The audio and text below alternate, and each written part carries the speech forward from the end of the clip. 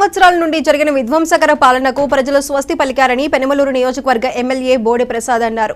ప్రజా వ్యతిరేక విధానాలపైన ప్రజలు తిరగబడి ఓట్ల రూపంలో టీడీపీకి అపూర్వమైన విజయం అందించారు అనటంలో ఎలాంటి సందేహం లేదన్నారు.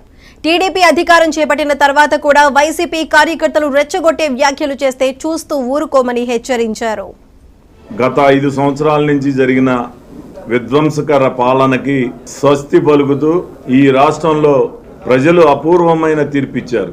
ఈరోజు తెలుగుదేశం పార్టీకి ఏకపక్షంగా 164 సీట్లు ఎన్డీఏ కూటమికి వచ్చినాయి అని అంటే ప్రజలు ఈ ప్రజా వ్యతిరేక విధానాలపైన ఎంత తిరుగుబాటుతనంతో ఉన్నారో ఈ తీర్పును చూస్తే అర్థమవుతా ఉంది. అదే సమయంలో ఈ తీర్పు ఒక్కొక్కరికి వేల మెజార్టీలు 50,000, 40,000, 70,000, 90,000 మెజార్టీతో ప్రజలు ఇచ్చిన తీర్పుకి మేము ఒక్కొక్కసారి భయపడాల్సి వస్తూ ఉంది. వీళ్ళ అభిమానాన్ని ఈ 5 సంవత్సరాలు ఏ విధంగా కాపాడుకోవాలి,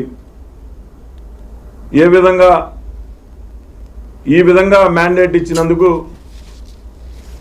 ప్రజలకు అభివృద్ధి విషయంలో అవ్వచ్చు, సంక్షేమం అవ్వచ్చు,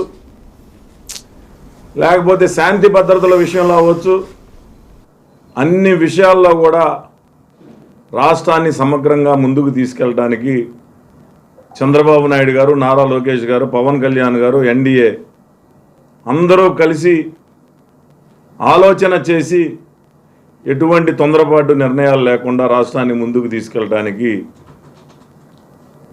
ఆయన యొక్క అనుభవంతో గత 5 సంవత్సరాల నుంచి ఏ విధంగా ఈ రాష్ట్రం నష్టపోయిందో ఆ నష్టాన్నంతా కూడా పూడ్చుకోవడానికి ముందుకు అడుగులేస్తాం.